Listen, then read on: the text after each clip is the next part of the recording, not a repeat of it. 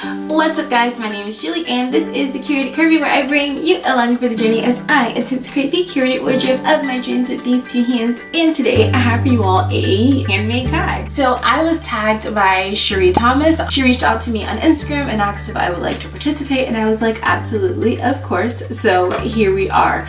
The 5 Essential Handmaids tag was started by Sarah of 90 Known Crafts, who I have linked in the description box below. If you click on the hashtag, it will take you to hopefully all of the other videos that have been a part of this sewing community tag. Now, the Handmaid's Essential tag goes in 5 categories. So you have your essential top, your bottom, your one piece, your outerwear, and your wild card.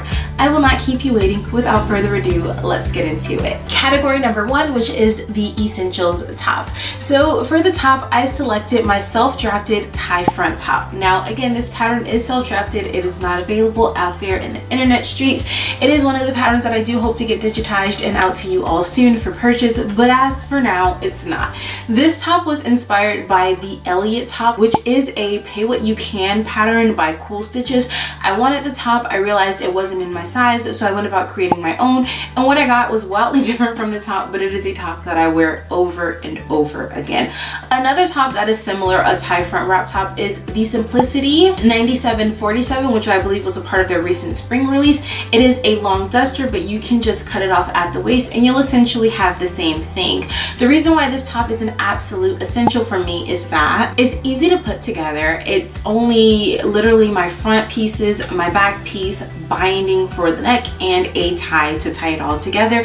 It's very minimalistic in terms of styles, which I feel like gives it a lot of versatility in how I can dress it. So I can easily dress it up or I can dress it down. And the last thing that I really like about this top and why it is definitely one of my essentials is because the spring summer months where I live is really hot, and this top tends to like hang away from the body, which allows for maximum airflow, which is an absolute necessity in these Texas summers. Category number 2, essential bottoms. So for my essential bottoms, I had to go with my tried and true. If you watch this channel, you have heard me mention these shorts time and time again.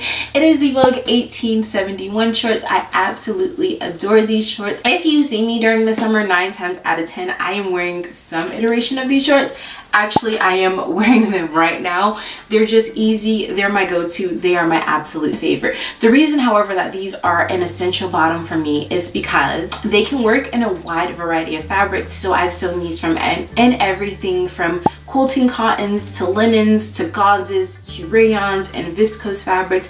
They really can pair easily with each kind of fabric. It just gives you a slightly different look on the pattern. They're also a pretty quick make. I call these an evening make, which means that I can honestly cut and sew these out in one evening sewing session, which is something that I love. I mean, we all know that a quick project is sometimes one of the best projects, especially when you have like that itch to sew, but you don't have a lot of time to spend in the craft room. These shorts are super loose and flowy, again making them optimal for like your summer spring wardrobe, which is why I gravitate towards them so much. I've also made some modifications to this pattern and the way that I wear it. So the way that you'll see it on my body is not the way that it will look straight out of the envelope. I have shortened the shorts by 4 inches, and I still take up a 1-inch hem, which lets you know that out of the packet these shorts are very, very long.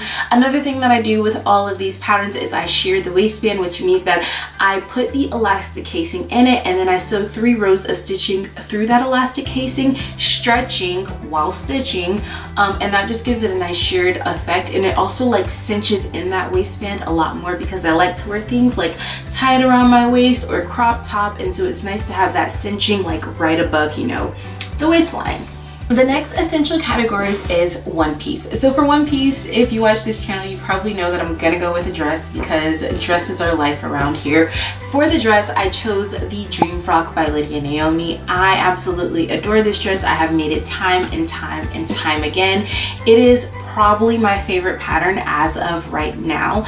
Now, the reason why I chose this dress as an essential is because for me personally, it's a very easy everyday dress, but it has just enough of a wow factor to make me feel like I'm not, I don't want to say like dressed down, but yeah, it makes me feel like I'm not dressed down. I feel pretty dressed up, but it doesn't feel like I'm dressed up, if that makes any sense. Another reason that I really love this pattern is the versatility of it. So it can be made just like as an everyday dress, as I just mentioned, or you can add boning and you can line it and you can interface it and get a far more structured corset style dress that goes more into like your special occasion or your time out pieces.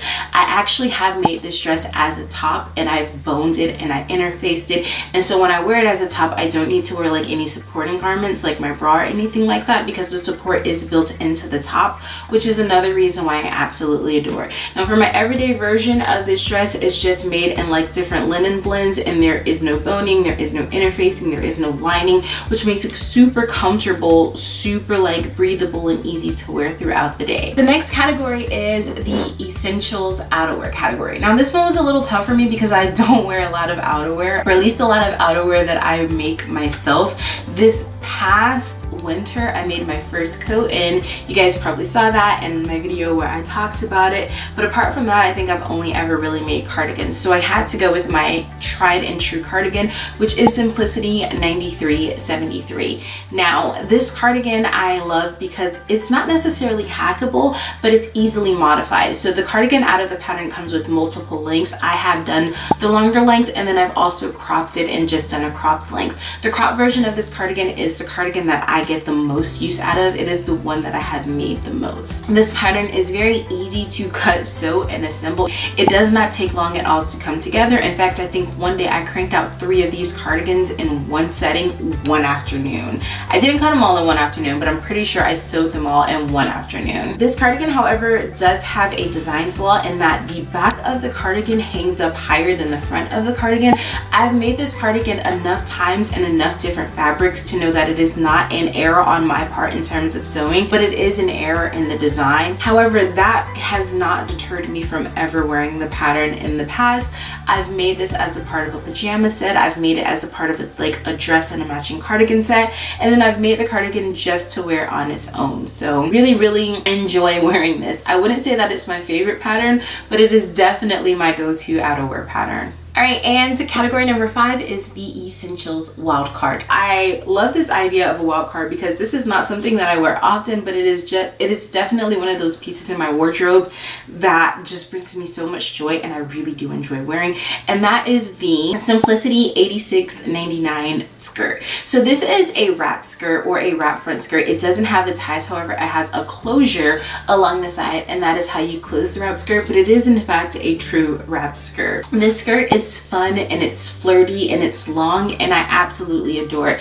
I came across this pattern last year. I made it and I wasn't successful. I remade it this year, however, for a sew the look video that I will link for you guys in the cards above, and I am wildly obsessed with it. I hacked it so that the front goes more at an angle and the other side goes more at an angle, so instead of the wrap going like this, it kind of goes like that to give like a little bit of, you know, leg flash. And I just love wearing it. It's something that is very current because I made it in denim, and denim skirts are definitely having a moment, but I feel like the way that I've put it together, it's a classic, and long after denim skirts are no longer a trend, I can definitely see myself still wearing this. It's just different enough to not be like the trend, but still enough to be like on trend, if you know what I mean. All right, now the people that I want to tag in this video, 2 of them have responded and 1 hasn't yet, so she may or may not be able to do it, but if she is, great. So the first person is Fatmata of Traditionally Inspired Meaningful Art. She has such a mind for design. Like the way that she can take a pattern and tweak it and break it down and put it back together is just, it's mind-blowing. She's a whole vibe. The next person is Rochelle of Rochelle Handmade Designs. Now Rochelle did go ahead and tell me that someone else had tagged her, but I'm tagging her anyway, so we tagged her.